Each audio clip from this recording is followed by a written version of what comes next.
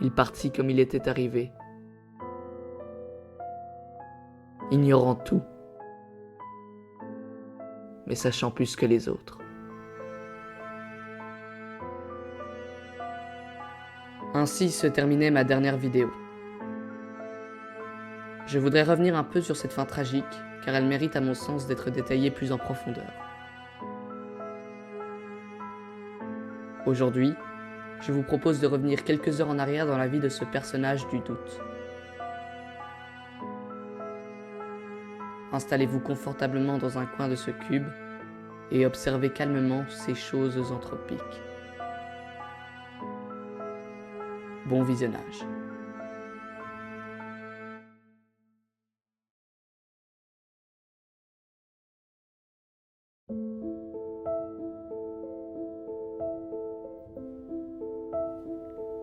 Antoine marchait dans ces rues sombres qu'il connaissait bien. La nuit était tombée depuis longtemps, mais la vie régnait toujours derrière les portes et les fenêtres des immeubles. Il avait longtemps été de ces êtres de la fête quand il était jeune, mais du haut de ses 45 ans, il regardait ces hommes et ces femmes extasiés de plaisir avec un puissant mépris et une pointe de jalousie. Antoine avait commencé à douter il y a quelques années. Très vite, il avait demandé le divorce à sa femme, avait quitté son travail et s'était installé dans un minuscule appartement. Emprisonné dans ces quelques mètres carrés, il avait refusé toute invitation et en un mois seulement, il n'en avait plus reçu aucune. Son ex-femme passait une fois par semaine remplir le frigo et s'assurer qu'il était toujours en vie. Antoine ne lui adressait pas la parole. Alors, pour occuper ses journées, il avait sorti une feuille et un crayon et avait gribouillé ses idées sombres. Peu à peu, ce nihilisme démesuré l'avait entièrement submergé. Antoine errait chaque nuit dans ces mêmes allées. C'était là qu'il avait ses pensées les plus moroses. Son itinéraire étant défini, il pouvait concentrer toute son attention à crier dans sa tête sa haine pour le monde et pour les gens. Il n'avait plus foi en l'univers, car pour lui, il n'y avait plus d'univers. Cependant, cette nuit-là, Antoine était sorti de son immeuble avec une idée particulière en tête. Il avait conclu avec lui-même que cette promenade était la dernière. Dans son appartement, tout était prêt. Antoine redoutait la mort. Le vide l'avait rendu tellement malheureux qu'il craignait qu'on lui retire également ses petites convictions sceptiques, car c'est tout ce qui lui restait. Il essayait de se raisonner, de se persuader que sa conscience disparaîtrait avec ses certitudes. Seulement, rien n'y faisait.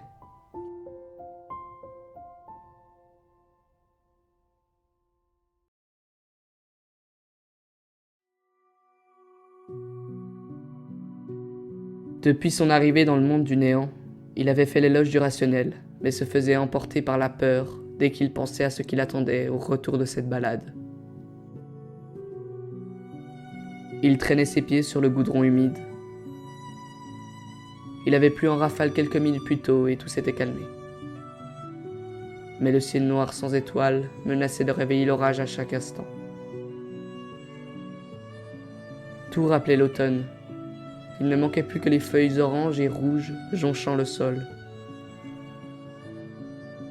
Au milieu de cette mélancolie filaient des voitures qui ne semblaient pas avoir le temps de pleurer. Les phares se reflétaient sur les flaques d'eau et éblouissaient parfois les yeux d'Antoine. À l'angle d'un bâtiment, il prit une rue plus étroite qui menait vers une petite église. C'était là qu'il avait été baptisé alors qu'il n'était qu'un bébé. Il regardait cette chapelle et pensait à son passé, à sa jeunesse. Il avait longtemps cru à ces histoires qu'on avait implantées de force dans son esprit, comme il disait. Il riait de ces personnes qui rentraient et sortaient de ce bâtiment, persuadées d'avoir compris quelque chose de la vie. Il ricanait encore plus fort quand il se rappelait que quelques années plus tôt, il croyait encore à ces mythes. Il détestait ses parents pour l'avoir laissé dans l'ignorance de ce qu'était le monde. Sans doute il avait été heureux pendant ces années de naïveté, mais à présent, Antoine s'en moquait complètement. Il ne demandait au monde rien que la vérité, mais la vérité n'était rien.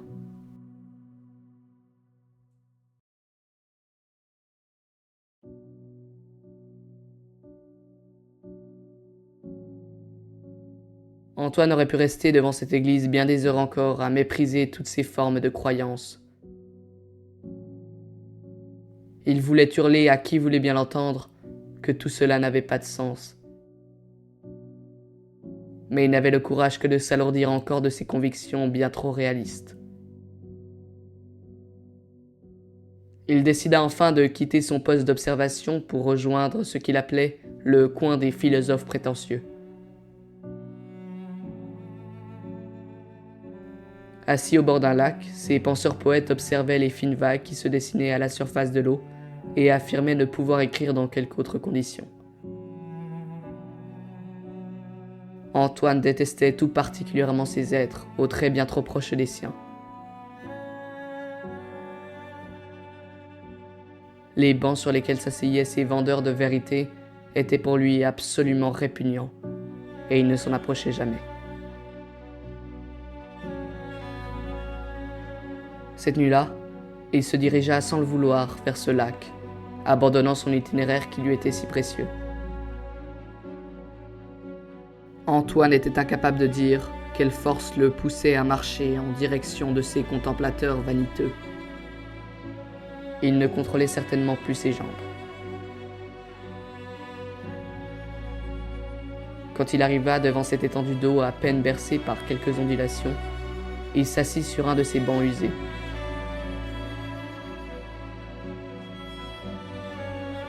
Les vents s'étaient calmés et l'orage prenait paisiblement sa fuite.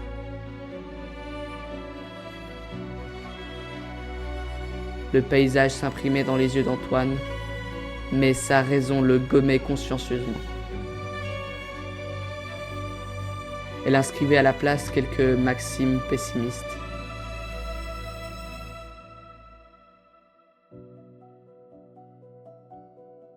Occupé à combattre l'illusion, Antoine ne vit pas s'asseoir à côté de lui un homme d'une quarantaine d'années. Il portait un interminable manteau noir très élégant, avait de longs cheveux bruns à peine ondulés, une fine moustache et une petite barbichette qui lui donnaient un air d'homme d'une autre époque. Son visage était tranquille, comme celui d'un sage dépourvu de troubles. Ce sage avait remarqué Antoine de très loin, alors qu'il marchait sans réel but le long du rivage. Il avait été touché par le regard perdu d'Antoine, qui lui rappelait celui qu'il avait eu 20 ans plus tôt. Les égarés se reconnaissent inéluctablement. N'oubliez pas, mon ami, que le doute ne doit être qu'une étape, certes essentielle, mais qui ne dure qu'un temps. Le sage avait dit cette phrase de manière parfaitement détendue, comme si les deux hommes avaient été de vieux amis. Antoine sursauta mais ne répondit pas. Il s'était juré de n'utiliser sa salive qu'en cas d'extrême nécessité. Vous êtes encore plus profondément plongé dans cette méfiance que je ne le croyais. Il eut un petit rire et continua. À quoi bon suspendre son jugement si ce n'est pour y trouver aucun sens? Ces paroles résonnaient dans la tête d'Antoine. Sa raison avait beau les effacer de toutes ses forces, les mots restaient gravés. Il vous faut une vérité, une signification, sans quoi c'est la folie assurée, vous comprenez? Accrochez-vous à quelques évidences. Il y a bien au fond de vous certaines vérités indubitables. Antoine se sentit révolté. Il se décida enfin à répondre à cet homme.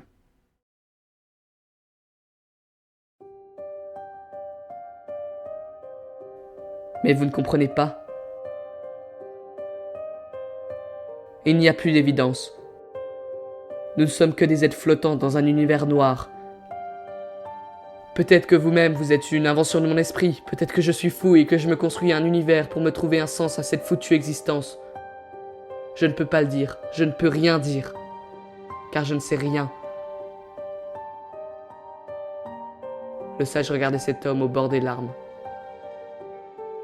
C'était sa raison qui parlait. Elle censurait encore les pensées révolutionnaires.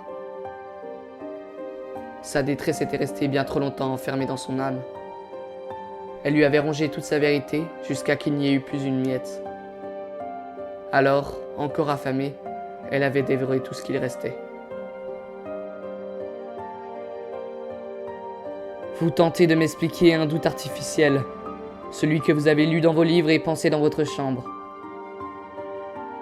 Mais comprenez-vous, le doute s'apprend ailleurs.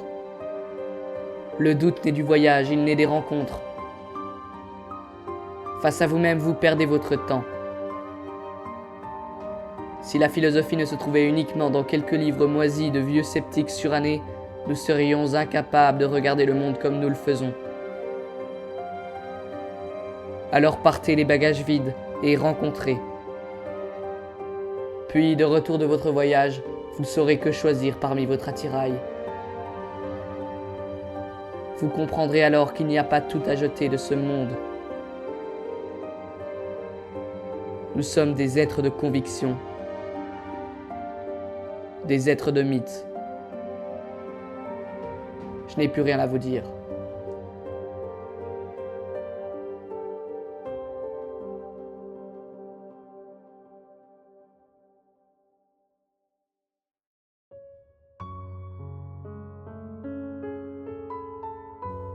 Et il s'en alla calmement, laissant Antoine seul sur ce banc,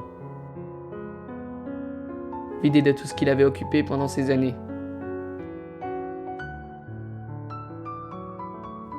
Il rentra chez lui, honteux de découvrir que ce qu'il pensait inattaquable avait été renversé en un instant. Quand il ouvrit la porte de son appartement, il eut un cri d'effroi en apercevant la corde attachée au plafond, prête à lui ôter la vie. Il se rendit compte qu'il était allé beaucoup trop loin. Le lendemain, il rassembla dans un sac quelques provisions. Puis, avant de sortir, il écrivit un mot pour son ex-femme. Il ne savait pas où il irait, ni quand il rentrerait. Alors, sur le papier, il écrivit simplement cette phrase. Puisque nous sommes incapables de juger correctement le monde, tâchons au moins de juger correctement les hommes.